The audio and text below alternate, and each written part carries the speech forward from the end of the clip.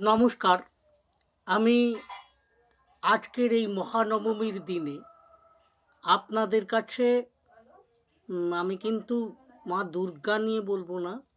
মা দুর্গার অন্যতম সাধক যিনি বেলুড় মঠ প্রতিষ্ঠা করেছিলেন এবং বেলুড় মঠে দুর্গা পূজার প্রচলন করেছিলেন, সেই স্বামী বিবেকানন্দের জীবন থেকে সামান্য কিছু অংশ আপনাদের কাছে তুলে ধরব। আমি তুলে ধরব সেই সময়কার কথা যখন বরানগরের মঠ প্রতিষ্ঠিত হয়েছে, সেই সময়কার কথা।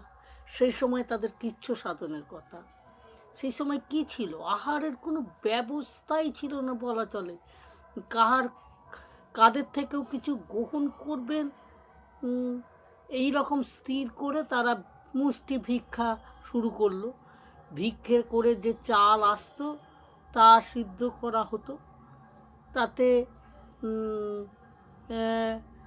চারিদিকে সকলে মিলে বসতো, কি দিয়ে নুন লঙ্কার ঝোল করে তা দিয়ে আহার সারতো।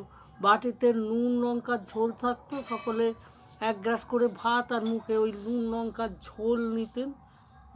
জলপানের ছিল একটাই মাত্র ঘটি, তাতেই সকলে জলপান করতেন। এই কিচ্ছু সাধনের মধ্য দিয়ে একদিন তিনি বিশ্ববিখ্যাত স্বামী বিবেকানন্দ হয়ে উঠলেন এবং তার অনুগামীরাও এক বিখ্যাত মানুষে পরিণত হলেন। তারা আজকে জগৎ সংসারকে আলো দেখায় রামকৃষ্ণ মঠ ও মিশন।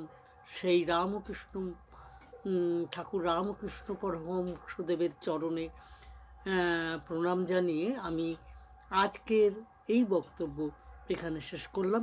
নমস্কার।